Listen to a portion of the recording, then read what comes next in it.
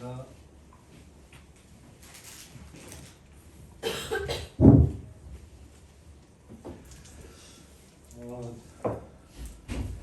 청년들 취업이 어렵긴 어려운가 봐요.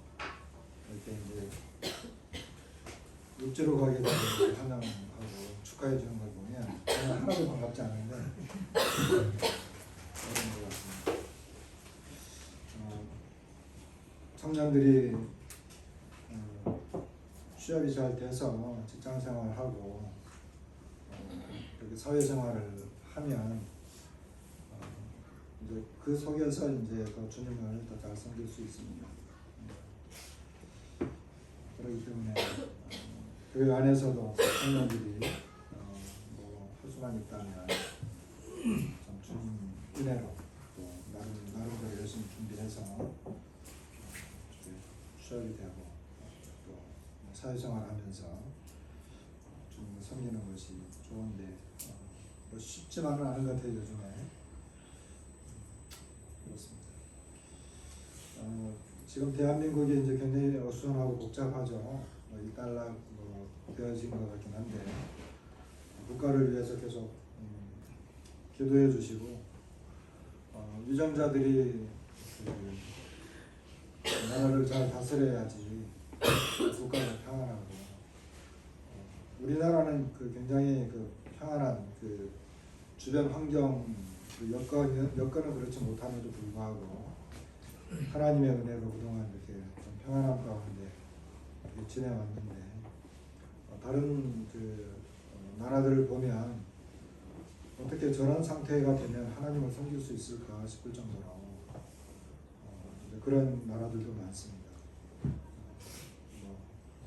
우리처럼 이렇게 평안하게 교회에 가고 또 예배드리고 복음을 전하고 이런 나라가 몇 나라 안 돼요.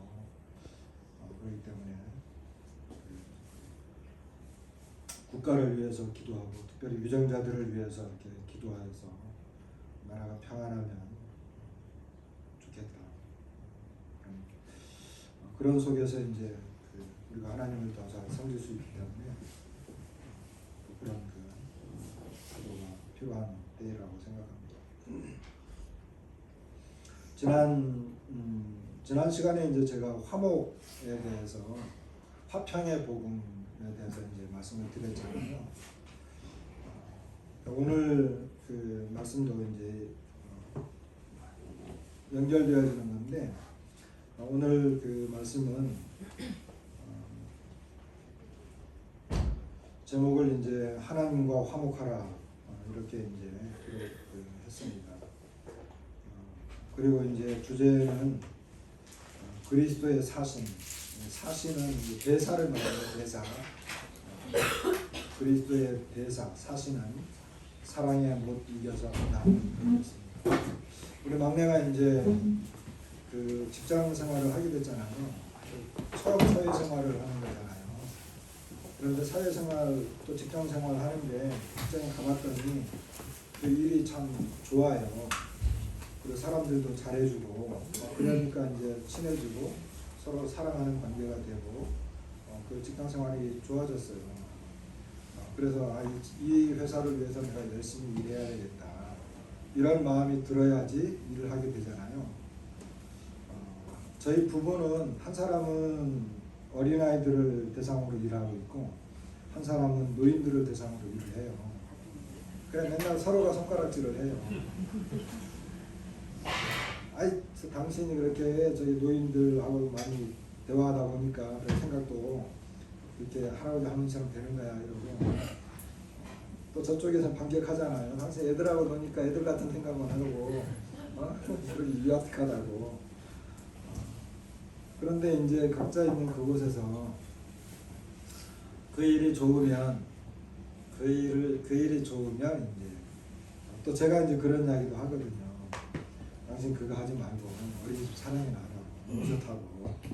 왜냐하면 이게 너무 편하니까 좋다. 우리 막내가 이제 육지로 직장 가잖아요. 근데 지금 엊그제까지 알바했어요. 근데 알바하면서 우리가 맨날 하는 말이 꿀알바라고. 알바 중에도 독알바가 있고 꿀알바가 있는 거예요. 왜 꿀알바냐 그랬더니 그냥 하는 게 없대요. 그냥 가서 앉아서 시간 보내다가 보면 이제 나중에 이제 그 월급이 들어오니까 꿀알바다 그런 이야기를 하더라고요. 오늘 주제가 이제 그리스도의 사시는 사랑에 못 이겨서 한다 그랬잖아요.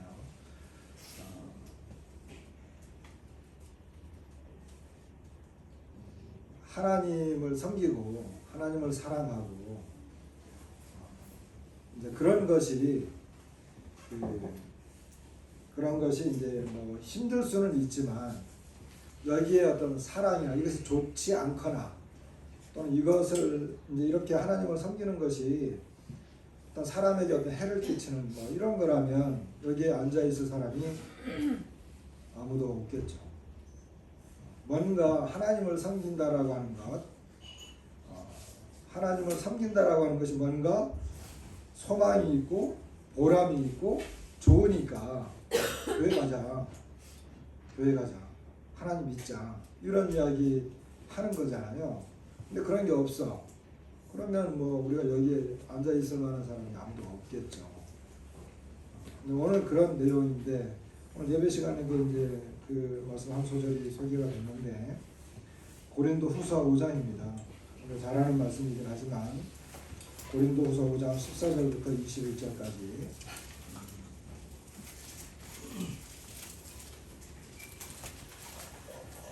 말씀을 좀 보고 내용을 통해서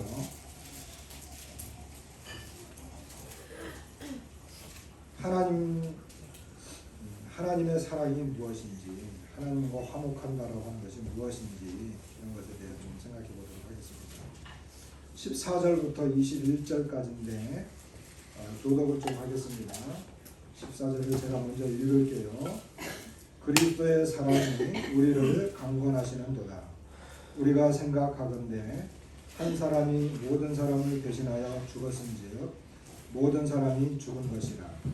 그가 모든 사람을 대신하여 죽으심은 살아있는 자들로 하여금 다시는 그들 자신을 위하여 살지 않고 오직 그들을 대신하여 죽었다가 다시 살아나신 이를 위하여 살게 하려 함이라. 그러므로 우리가 이제부터는 어떤 사람도 육신을 따라 알지 아니하니라. 비록 우리가 그리스도도 육신을 따라 알았으나 이제부터는 그같이 알지 아니하리라.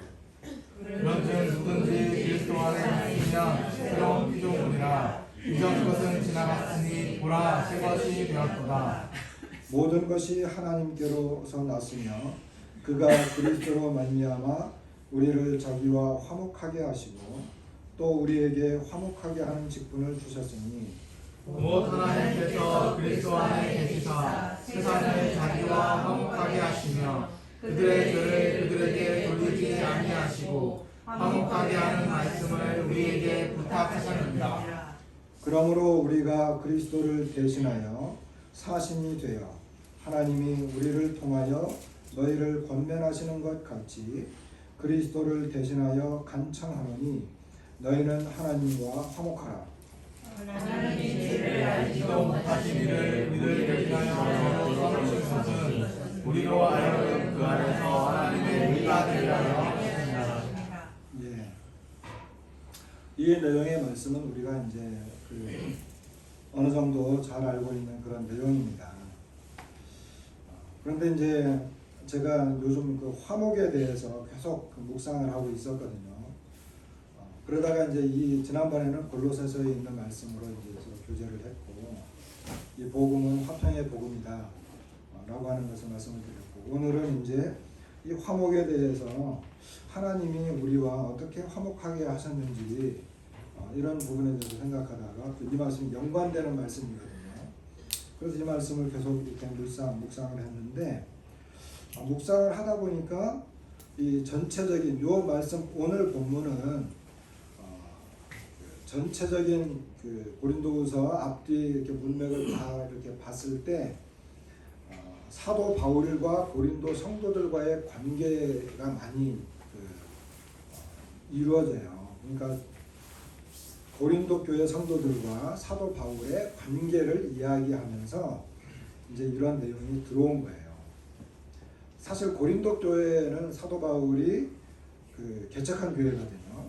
그런데 고린도 교회에 많은 그 문제들이 생겼어요.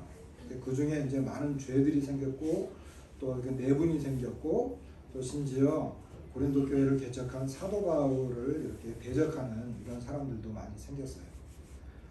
그러다 보니까 이제 사도 바울이 그런 교회를 좀 이렇게 중재하려고 이렇게 편지를 썼는데 이제 그런 그 내용이 이제 그 내용 속에서 이 내용이 이렇게 들어간 것입니다. 그러니까 엄밀하게 말하자면 하나님의 화목을 이야기하려고 하는 것이 아니라 고린도 교회 성도들과 사도 바울의 관계를 설명하면서 이 하나님의 화목이 무엇이냐라고 하는 것을 이제 잠깐 이야기를 한 거예요. 그래서 저는 주제를 화목으로 계속 잡으려고 하면서 이 본문을 보니까 계속 엇박자가 나잖아요. 본문이 말하고자 하는 것과 제가 주제를 가지고 이야기하려고 하는 것과 자꾸 엇박자가 나니까 말씀을 계속 보게 될 수밖에 없게 되더라고요. 거의 한 10시간 이상 본 것 같아요. 그런데 이제 한 10시간 정도 보다가 제가 두 가지의 단어를 마침내 찾아냈습니다. 뭐라고 생각하세요? 이게 혹시 여러분들은 이제 10시간까지 안 봤으니까 제가 이거 찾아낸 거니까 요 본문 중에서 요 단어가 이렇게 제가 이제 찾아내게 된 거예요. 어떤 것이 될 수 있을까요? 이제 시간이 안 하니까 17절에 보면 그런즉 누구든지 그리스도 안에 있으면 새로운 피조물이라 이전 것은 지나갔으니 보라 새 것이 그 다음에 되었도다. 그 다음에 21절에 가면 하나님의 죄를 알지도 못하신 이를 우리를 대신하여 죄로 삼으신 것은 우리로 하여금 그 안에서 하나님의 의가 되게 하려 하십니다. 그래서 이 본문에는요 되었다, 되게 하려고 한다라고 하는 두 개의 동사가 나와요.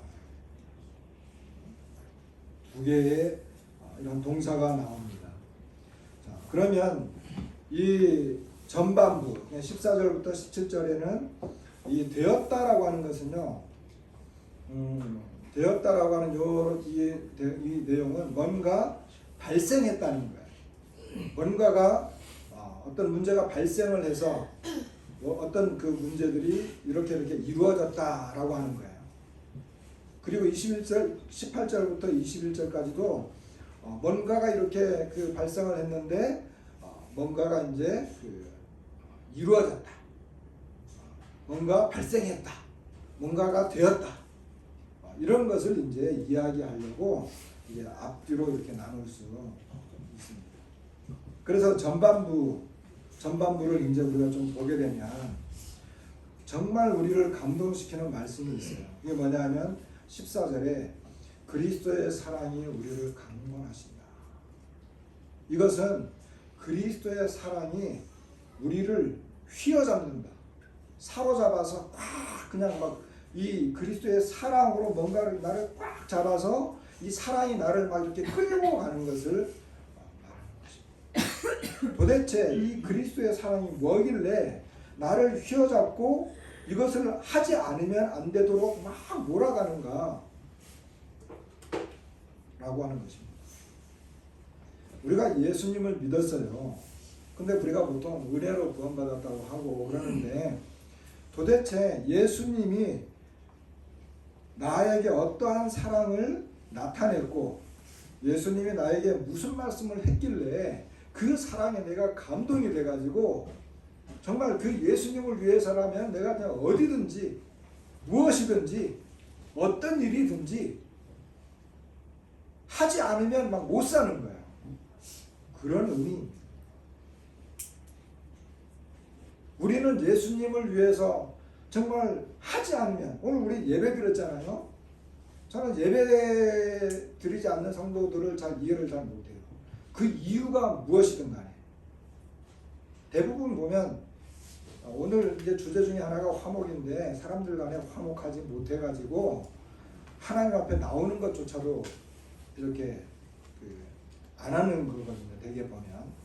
그러나 모르겠어요. 제가 그런 상황이 되면 어떻게 될지 모르겠지만 하나님 앞에 예배 드린다라고 하는 것은 정말 내가 예배 드리지 않으면 안 되는 어떤 일이 있어도 무슨 일이 있어도 그 사랑이 나를 막 강제로 막 이렇게 권면하는 거예요.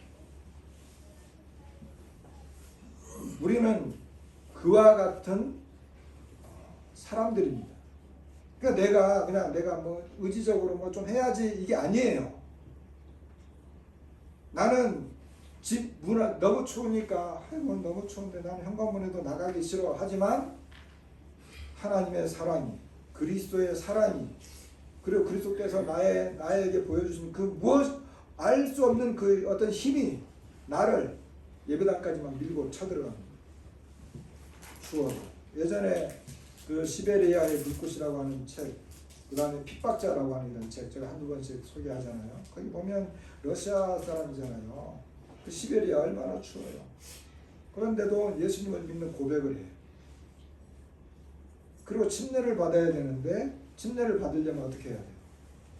한겨울에 성도들이 그 추운데 숲속에 모여가지고 숲에 그 웅덩이 하나 있는데 그 웅덩이를 깨가지고 침례 받는 사람은 들어갔다 나오면 되지만 침례 주는 사람은 미리 들어가가지고 덜덜덜 떨다가 성도들이 찬송을 한 곡 더 해버리면 어떡해. 그런데도 거기에 들어가서 침례 받겠다는 거예요. 나는 하나님을 사랑합니다. 나를 구원하신 하나님 감사합니다. 이러면서 침례 받겠다는 거예요. 왜 그럴까요? 그리스도의 사랑이 우리를 휘어잡았습니다.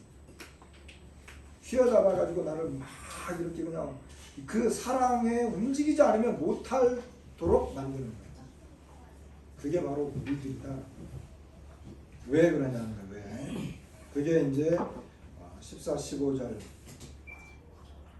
자, 우리가 생각하건대 한 사람이 모든 사람을 대신하여 죽었은즉 모든 사람이 죽은 것이다.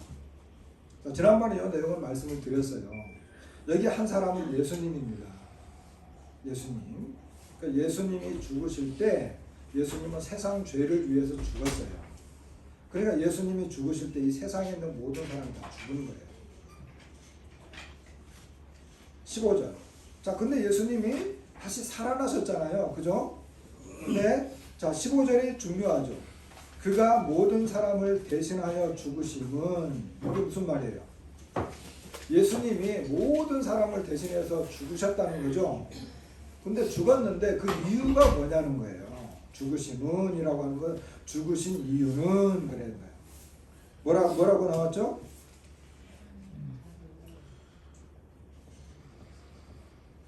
뭐예요? 죽으신 이유가. 자, 우리가 보통 예수님이 왜 죽었어요? 그러면 나의 죄를 대신해서 죽었어요. 나를 구원하기 위해서 죽었어요. 나를 천국에 데려가기 위해서 죽었어요. 이렇게 보통 대답하잖아요. 근데 여기서 사도 바울이 지금 여기서 이 본문에서 말하고 있는 여기에서의 예수님의 죽으심은 뭐예요? 예, 살아있는 자들로 하여금 다시는 그들 자신을 위하여 살지 않고 오직 그들을 대신하여 죽었다가 다시 살아나신 이를 위하여 그런 거예요. 죽으신 이유는 나를 대신하여 죽었다가 다시 살아나신 그분을 위하여 살게 하려. 그러니까 예수님이 죽으신 것은요, 우리의 삶과 관계가 있어요. 내가 천국 간다, 죄사함 받는다, 뭐 지옥 가지 않는다, 그 문제도 포함되지만 여기서는 그것보다는 나의 삶과 관련이 있는 거예요. 내가 어떻게 살아갈 것을 위해서 예수님이 나를 대신해서 죽으신 거예요. 그런 예수님의 죽으심은 나의 삶과 관련이 있는 거예요. 나의 삶과. 왜? 그분을 위해서 살게 하기 위함이니까. 이것은 삶이잖아요. 삶. 그러면 보세요. 내가 나를 위해서 살아. 내가 자식들을 위해서 살 수도 있고, 내가 직장을 위해서 살 수도 있고, 내가 이 세상 살면서 모든 일을 할 수 있어요. 그러나 예수님이 나를 대신해서 죽은 것과 관련 있는 삶이냐는 거예요. 자, 근데 직장 생활 하잖아요. 돈 벌기 위해서, 행복한 생활을 하기 위해서 직장 생활도 하고 뭐 오락도 하고 운동도 하고 하잖아요. 그런데 예수님은 모든 사람을 위해서 죽었잖아요. 그러니까 세상의 모든 사람이 실제 살아야 하는 이유는 우리를 위해서 죽으셨다가 다시 살아나신 그분을 위해서 살아야 되는 거예요. 이것이 하나님의, 예수님의 목적이었어요. 그러니까 오늘날 예수님을 믿지 않는 사람들은 자기를 위해서 살죠. 자기 행복을 위해서. 왜? 예수님이 죽으신 이유를 모르니까. 믿지 않으니까. 그런데 믿는 우리는 뭐예요? 믿는 우리는 예수님이 나를 위해서 죽으신 이유가 나의 삶 때문이로구나. 내가 무엇을 위해서 살아야 하는지를 보여주기 위해서 예수님이 죽으셨구나. 그런데 그 다음에 이제 후반부에 보면 16절에 17절 그 후반부에 보면 우리가 잘 아는 말씀이 있어요. 새로운 피조. 이전 것은 지나갔으니 보라 새 것이 되었도다. 이런 말씀을 하시거든요. 그런데 이 말씀이 그 앞에 있는 내용에 연결되어서 말씀을 하시기 때문에 여러분 죽었다라고 하는 것을 먼저 말씀하시죠. 죽었다라고 하는 것을 앞에 본문에서 먼저 이야기했어요. 자, 예수님을 위해서 살 수 있는 사람이 어떤 사람이냐? 예수님을 위해서 살 수 있는 사람. 그 사람은요, 새로운 피조. 그냥 새 것. 새 것과 반대되는 말은 낡은 것. 한 것이죠. 한 것. 그런 거잖아요. 새로운 피조물과 반대되는 것은 예전에 창조되었던, 예전에 만들었던 것. 예전에 만들었던 것. 그러니까 우리가 여기서 생각해 볼 수 있는 것은 뭐냐면 예수님을 위해서 살 수 있는 사람은 한 것으로는 안 된다. 자, 우리가 이 예배당을 이렇게 지었을 때 예배당을 이렇게 구입을 해가지고 이제 여기서 이제 성도들이 모여서 이제 드리는 그 좌석을 좀 준비를 해야 되겠다. 그랬어요.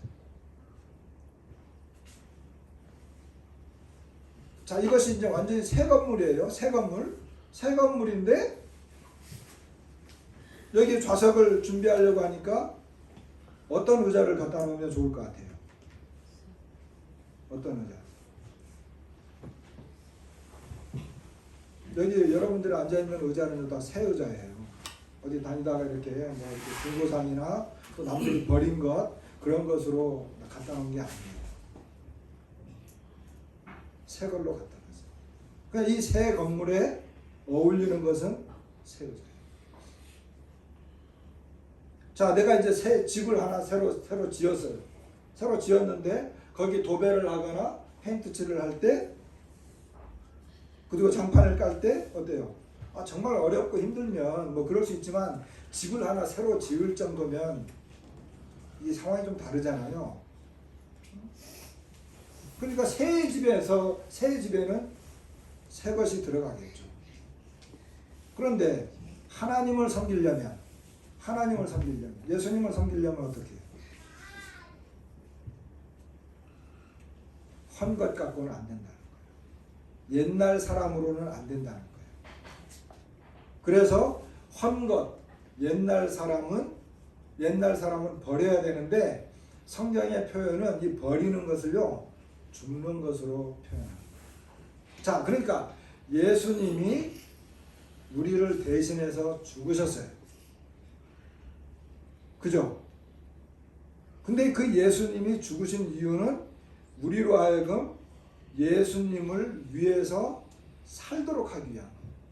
근데 내가 살아가야 되는데 예수님을 위해서 살 수 있는 사람은 세 사람. 새로운 피조. 그럼 옛날 사람은 어떻게 해서 죽었어요? 옛날 사람은 하나님을 섬기지 못해요. 옛 사람은 하나님을 섬기지 못해요. 이 사람은, 옛 사람은 하나님과 관계없는 사람. 죄와 허물로 죽은, 성경적인 표현으로는 죄와 허물로 죽은 사람. 그러니까 하나님께서는 하나님을 섬기는 이와 같은 일에 그 사람을 이렇게 잘 이렇게 뭐 이렇게 잘 꾸며 가지고 하나님을 섬기도록 하려고 하지 않았어요. 하나님은 완전히 새로운 존재, 새로운 피조물, 새로운 사람으로 만들어서 그 하나님을 섬기도록, 하나님을 위해서 살아가도록 하고자 했어요. 왜냐하면 옛날 거 가지고는 안 된다는 거예요. 그래서 우리가 보통 거듭난다고 하잖아요. 요한복음 3장에 보면 예수님이 니고데모를 만났어요. 니고데모는 오래 산 사람이에요. 나이가 많아요. 그리고 그는 하나님을 잘 섬기던 사람이었어요. 종교인이었어요. 근데 예수님이 딱 만나가지고 그 사람한테 너 거듭나야 돼. 거듭나야 하나님 나라를 볼 수 있는 거야. 근데 거듭나다라고 하는 말은 우리말 성경에는 거듭나다라고 되어 있지만 이 거듭나다라고 하는 이 원어는 이 단어를 쓸 때는 다 모든 번역이 다 그렇게 이 모든 그 단어가 그렇게 되어 있어요. 위에서 난다는 거예요. 위에서 난 거예요. 땅에서 난 것은 땅의 것이고 땅에 육으로 난 것은 육이요 땅에서 난 것은 땅의 거다. 그러니까 거듭나야 된다라고 표현을 했는데 이 거듭난다라고 하는 것을 이거 우리말 번역에는 거듭나야 된다라고 했지만 실제 제대로 찾아보면 위에서 난다는 거예요. 하늘로부터 나야 된다는 거예요. 그래야 하나님 나라에 들어가고 하나님을 섬길 수 있는 거예요. 이게 거듭난다는 거예요. 위에서 난다는 거예요. 그러니까 하나님을 섬길 수 있는 사람은 위에서부터 나요. 근데 내가 어떻게 위에서부터 나요? 내가 위에서부터 나려면 먼저 죽어야 돼요. 왜? 옛사람이 죽어야 돼요. 자, 여기에 이 컵이 있잖아요. 이거 누가 아주 감사하게 물을 잔뜩 떠왔는데 여기에 예를 들어 가지고 제가 아무리 사랑하는 뭐 우리 손주지만 은호가 와가지고 막 손을 막 휘저어가지고 막 장난을 했어요. 근데 저는 그걸 봤어요. 근데 엄마는 그걸 못 봤으니까 이걸 여기 갖다 놨어요. 나는 봤어요. 그러면 제가 이 물 마셔야 되겠죠? 사랑하니까. 자, 이 물을 안 마시려면 어떻게 해야 될까요? 제가 이 물을 마시려면 이거는 버려야 되잖아요. 먼저 이 컵의 진짜 용도는 이 물을 먼저 버려야 돼요. 그리고 다시 새로운 물을 받아서 제가 마셔야 돼요. 그게 맞아요. 그런 원리예요. 하나님께서 우리가 하나님을 위해서 살아가도록 하려고 한다면 먼저 우리가 죽어야 돼요. 이걸 다른 말로 하면 버려져야 되는 거예요.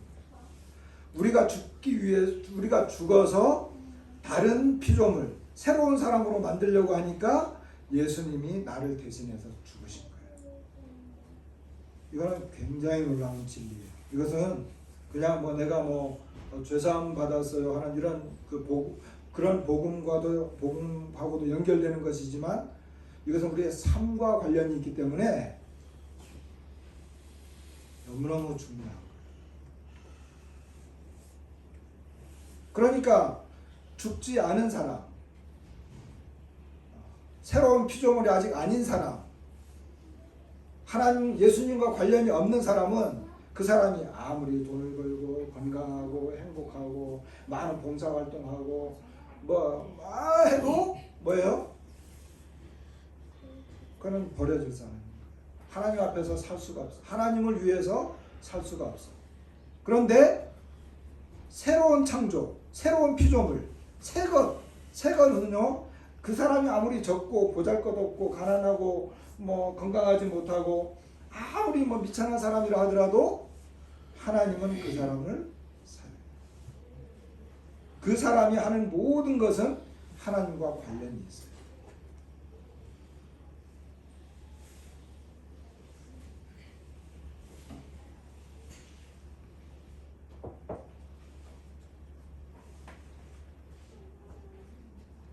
그래서 우리는 새로운 피조물이 되었어요. 새 것이 되었어요. 저와 여러분들은, 여기 앉아있는 분들은 새 거예요. 새 거. 하나님을 위해서 살 수 있는, 예수님을 위해서 살 수 있는 새 것이 된 거예요. 얼마나. 자, 그런데 18절에 보니까 모든 것이 하나님께로서 났다. 모든 것이 하나님께로서 났다. 그러니까 이것을 주관하시는 이 분은 하나님이다. 여기 이제 18, 19절에는 하나님께로서 났다든지 하나님께서 했다든지 이런 표현이 나와요. 그러니까 이 일을 이루신 분은 이제 하나님이죠. 근데 누구를 통해서 했느냐? 그리스도로 말미암아 우리를 자기와 화목하게 하셨다. 여기 화목이라고 하는 것, 자, 그리스도로 말미암아 우리를 하나님과 화목하게 했죠. 자, 이제는 새 거는 버리고 옛날 건 다 버리고 이제 새 것이 되었으니까 하나님이 이 새롭게 된 피조물하고 이제 하나님과 우리가 화목하게 되었어요. 근데 이 화목하게 된다라고 하는 이 단어는 그 영어 성경을 좀 영어 성경에 이제 좀 이렇게 NASB라든지 그 다음에 ESV라든지 이런 게 보면 reconciliation이라고 하는 그 단어가 들어가요. reconciliation. 그러면 이 단어는 그 하모니예요. 하모니. 하모니라고 하는 것은 뭐예요? 이렇게 조화를 이루는 걸 말해요. 조화를 이루는 것. 그러니까 화목하게 하셨다. 여기 우리를 자기와 화목하게 하셨다라고 하는 것은 그냥 친하게 지내자 이런 의미보다 더 강해요. 이것은 하나님께서 하나님과 우리가 조화를 이루면서 하모니를 이루면서 살아갈 수 있도록 얼마나 놀라워요. 그 전에는 죄인들이었잖아요. 하나님은 의로운 분이고. 그러니까 이게 엇박자인 거예요. 조화롭지가 않아. 조화롭지 않아. 더러운 것과 깨끗한 것이 어떻게 화목이 되겠어요. 그래서 나중에 이제 6장, 7장 이쪽에 가면 어떻게 벨리아라고 하나님의 아들들이 어울리겠느냐, 믿지 않는 자와 믿는 자가 어떻게 어울리겠느냐, 막 이런 부조화가 나거든요. 화목하지 못한 것들이에요, 그런 것들은. 근데 여기에서 화목, 이것은 조화를 이루게 되었다. 누구와? 하나님과 우리가 이게 조화를 이루면서 살아갈 수 있도록 하게 하셨다. 이 말씀을 이렇게 제가 찾아보면서 묵상할 때 그냥 내가 하나님하고 되게 친하게 지낼 수 있게 됐구나 이런 의미가 아니로구나. 하나님이 나를 통해서 내가 하나님을 위해서 무슨 일을 할 때 또는 하나님이 나를 통해서 하나님의 역사를 이루고자 할 때 하나님과 나는 이런 그 조화를 이루어가면서 하는 그런 관계가 되고 놀라운 거죠. 근데 사도 바울은 그와 같은 그 직분을 그는 받았어요. 여기 이제 또 우리에게 화목하게 하는 직분을 주셨다 그랬잖아요. 그러니까 하나님과 우리가 조화롭게 살아갈 수 있도록 하는 그런 일을 가서 이야기해라. 그런 직분을 사도 바울이 받았어요. 19절에 보면 놀라운 말씀이 있어요. 곧 하나님께서 그리스도 안에 계시사 세상을 자기와 화목하게 하시며 아까 설명을 했어요. 그들의 죄를 그들에게 돌리지 아니하시고 화목하게 하는 말씀을 우리에게 부탁하셨느니라 그랬어요. 자, 직분은 대사라고 하는 직분을 가졌어요. 근데 대사라고 하는 이 직분을 가진 사람은 이제 말씀을, 자, 대사가 이제 뭐 상대방 나라에 가서 어떤 말을 해야 되잖아요. 그런데 우리 임금님이 우리 왕이 당신네 왕하고 좀 이렇게 그 화해하고 이렇게 서로 연합을 해가지고 잘해봅시다, 이런 그 제가 편지를 서신을 제가 가지고 왔습니다. 이렇게 말을 해야 되는 거잖아요. 근데 사도 바울이 사실은 요 전체적인 내용은 사도 바울이 고린도 교회에 갔을 때 이제 그런 일을 했다는 거예요. 하나님의 사신이 되어서 고린도 성도들에게 이제 예수님이 우리를 위해서 대신 죽으셨고 새 사람이 되었으니 여러분 이제 하나님과 이제는 조화를 이루면서 살아가십시오. 근데 사도 바울이 그렇게 했지만 사실은 우리도 그 일을 해야 될 사람인 거죠. 우리도. 그런데 어떻게 하는, 화목하게 하는 말씀이 뭐냐 하면, 여기 이제 뭐 하나님께서 그리스도 안에 계시사, 요 뭐 좀 세세한 내용들을 좀 넘어가고, 세상을 자기와 화목하게 하시며, 여기 보면 그들의 죄를 그들에게 돌리지 아니하시고, 그들의 죄를 그들에게 돌리지 아니하시고. 그러니까 하나님께서 우리의 죄를 우리에게 돌리지 않아요. 이것은 21절 말씀하고 연관되기도 합니다. 하나님의 의와 연관되는 말씀이에요. 자, 하나님이 우리에게 우리의 죄를 돌리지 않아요. 왜 그렇죠? 왜 그럴까요? 한 것은 이미 죽었기 때문에. 예수 그리스도께서 나를 대신해서 죽으셨기 때문에. 나는 새 거니까. 새 건데, 자, 어떤 사람이 이 마이크 이거 하나, 이거 새 거를 가져왔어요. 그런데 그 전에 쓰던 마이크가 형편없어. 막 지직거리고 막 소리도 났다 안 났다 막 그러고 그래요. 그런데 새 거를 가져왔는데, 새 거가 이렇게 잘 되고 있는데, 내가 이거 뭐 이렇게 왜 이렇게 뭐 지직거리는지 막 자꾸 그런 걸 찾아 막 그래요. 그러면 그건 의미가 없는 일이잖아요. 하나님께서 예수 그리스도를 통해서 새로운 새 것이 된 사람들에게는 더 이상 그들에게 죄를 돌리지 않아요. 얼마나 우리는 새 것이 되었고 하나님 앞에서 일을 하는데 하나님이 우리에게 우리의 죄를 돌리지 않아요. 만일에 우리의 죄를 우리에게 계속 돌리면 어떻게 될까요? 나는 이미 죽어서 한 것은 다 버려졌고 새 것이 되었고 새로운 사람이 됐는데 자꾸 우리에게 죄를 지적하면 어떻게 될까요?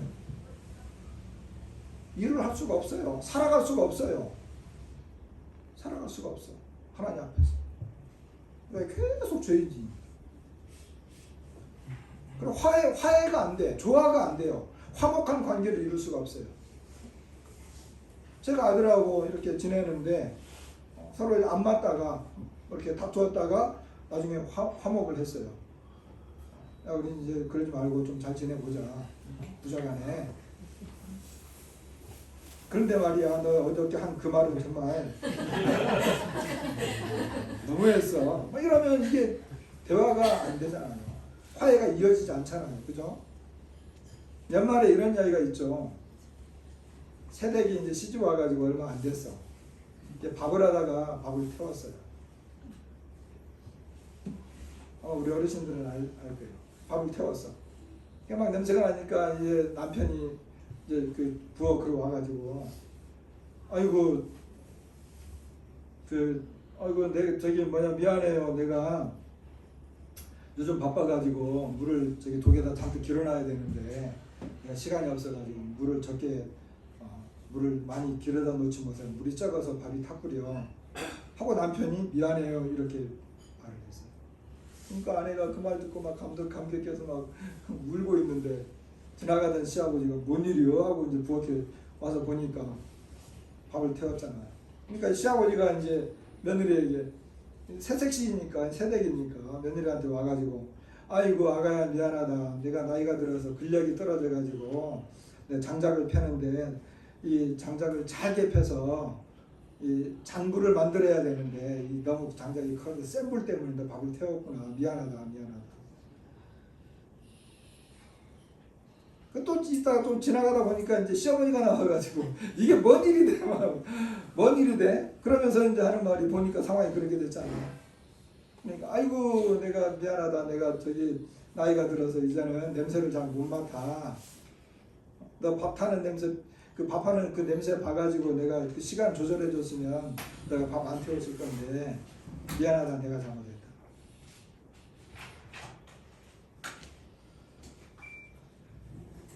화목하겠죠. 이러면 그게 화목이에요. 이게 이제 옛날 어른들 이야기예요. 그런데 남편도 들어와가지고 색시한테 시아버지도 시어머니도 지나가면서 한마디씩 하고 막 뭐라고 하면 그다음 말 안 해도 알겠죠. 그래서 하나님이 우리와 화목할 때는 우리의 죄를 돌리지 않았습니다. 그 근본적인 이유는 예수님이 우리의 죄를 대신해서 돌아가셨기 때문입니다. 그리고 이제 그러면서 20절에 보면 우리가 그리스도를 대신하여 사신이 되어 하나님이 우리를 통하여 너희를 권면하시는 것 같이. 놀라운 말씀이죠. 그리스도를 대신하여 간청. 그리스도를 대신해서 간청. 그리스도께서 하나님과 우리를 이렇게 화목하게 해주셨잖아요. 근데 그 일을 이루신 분이 그리스도거든요. 그러니까 이 사도 바울은 그 그리스도를 대신해서 간청한다. 이 간청은요, 아까 우리 그 그리스도의 사랑이 우리를 강권하신다 그랬잖아요. 근데 사도 바울은 여기서 간청이라고 하는 또 다른 표현을 써요. 이것은 거의 매달리다시피 하는 말이에요. 매달리다시피. 너희는 하나님과 화목하라. 너희는 하나님과. 자, 너희는 하나님과 화목하라라고 하는 이 내용은 두 가지의 의미가 있어요. 두 가지의 의미. 뭐냐 하면 지금 전체 내용, 이 고린도후서 요 본문의 앞뒤를 봤을 때는 사도 바울은 그리스도의 대사예요. 사신. 고린도 교회 성도들에게 자기가 사신으로 갔는데 자기는 하나님이 보내신 사신이라는 거예요. 그러면 고린도 성도들이 하나님과 화목하려면 하나님이 보내신 사신을 받아들여야 돼요? 받아들이지 말아야 돼요? 받아들여야 되죠. 그죠? 그렇기 때문에 사도 바울은 하나님 그리스도의 사신으로서 그들에게 이야기하는 거예요. 그런데 대체적으로 보면 그렇잖아요. 이렇게 그 잘못한 사람이 올바른 사람에게 먼저 화해를 해야 되고, 그죠? 화청을 요구해야 되고, 이 약소국이 강대국에게 화친을 칭해야 되잖아요. 사신도 보내야 되고. 그런데요, 이거는 성경은 거꾸로예요. 언제나 거꾸로예요. 성경은 하나님이 우리에게 사신을 보냈어요. 화친하자. 화목하자. 그런 의미에서의 화목이에요. 여러분은 하나님과 화목하십니까? 이게 질문해 볼 수 있죠. 나는 하나님과 화목한가? 두 번째는 첫 번째 걸 조금 더 이어나가면, 자, 오늘 저는 이런 말씀을 전하고 있어요. 우리 중에 아직 구원받지 못하신 분 계시는데 여기서 전해지는 말씀 또는 성경 말씀을 읽어주거나 설명할 때 그것은 하나님이 이 시간을 통해서 또 나를 통해서 여러분에게 화친을 요청하는 거예요. 화친을 요청하는 거예요. 그러니까 여러분들이 그 화친을 받아들여야 되죠. 그런 의미에서의 하나님과 화목하라는 거예요. 사도 바울이 고린도 교회 성도들에게 화친을 이야기했던 것처럼. 두 번째는 하나님과 화목하라고 이렇게 말을 했지만 두 번째는 뭐예요? 하나님 안에서 서로 화목, 우리끼리 서로 화목할 것을 이야기하고 있어요. 그런 부분은 이제 나중에 이야기를 해요. 그러나 요 속에 포함되어 있어요. 21절 하나님이 죄를 알지도 못하신 일을 우리를 대신하여 죄로 삼으신 것은 여기도 우리를 대신하여 죄로 삼으셨다. 죄를 알지도 못하신 분은 예수님이잖아요. 근데 우리를 대신한 죄로 삼으신 그 이유는 우리로 하여금 그 안에서 하나님의 의가 되게 하는 것입니다.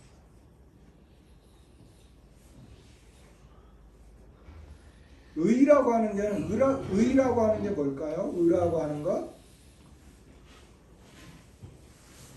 의라고 하는 것은 어떤 기준을 말해요. 기준. 그 기준에 도달하는 것. 어떤 수준을 말하는 거예요. 그럼 하나님의 의라고 하는 것은 하나님의 그 기준과 수준에 맞도록 하는 것을 말하는 거예요. 의라고 하는 것은. 그냥 단순히 사전적인 의미만 찾으면 뭐 이렇게 그러지만 이것에 이 깔려 있는 내용을 이야기하면 하나님의 의는 하나님의 수준과 그 기준에 맞도록 해놓으셨다 이런 말이에요. 누구를? 우리. 그러니까 모든 사람이 죄를 범하였음에 하나님의 영광에 이르지 못하더니 그러잖아요. 하나님의 영광은 그 기준이거든요. 그러니까 죄인들은 그 기준에 도달할 수가 없어. 근데 이걸 뒤집어서 이야기하자고요. 뒤집어서 이야기하면 이제 그리스도 안에서 우리가 의를 얻었음에 이제는 하나님의 영광에 이르게 되었다는 거예요. 그러니까 의라고 하는 이런 단어는 하나님이 정해놓으신 그 기준과 수준에 닿도록 해놓다. 그런데 그렇게 된 것이 누구라고요? 바로 우리다. 예수님을 죄로 삼으신 것은 예수님을 죄로 삼고 우리를 이제는 예수님은 십자가 저 밑바닥까지 내려놓고 우리는 끌어올려서 하나님의 수준에 닿도록 해놓으셨다. 얼마나 놀라운 하나님의 사랑. 이런 걸 생각하니까 사도 바울이 하나님과 화목하게 되었지, 하나님의 그 수준까지 이르게 되었지, 하나님과 이제 조화를 이루면서 살게 되었지. 그런데 그와 같은 일을 자기에게 맡겨준 이런 임무, 직분을 생각하니까 막 그냥 이 그리스도의 사랑이 너무너무 막 그냥 막 자기를 막 끌고 가는 거예요. 근데 사도 바울만 아니라 우리도 그렇다는 거예요.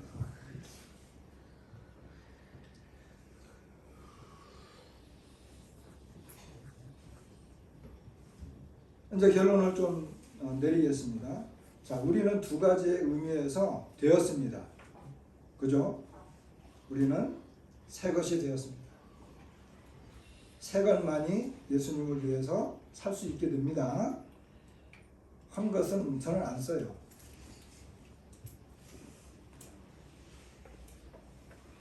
그 다음에 우리는 하나님의 의가 되었어요. 하나님의 수준과 그 기준에 맞는 사람들이 되었어요. 그래야 하나님과 조화를 이루면서 살 수 있어요. 죄인은 하나님과 조화를 이룰 수가 없어요. 화해할 수가 없어요. 그래서 하나님이 우리를 그리스도 안에서 하나님의 의가 되도록 이렇게 우리를 되도록 하신 거예요. 이 두 가지에 되도록 되게 하셨다는 것. 이것이 오늘 우리에게 주어진 본문을 통해서 우리에게 하시는 말씀입니다. 오늘 말씀을 여기까지 마치도록 하겠습니다.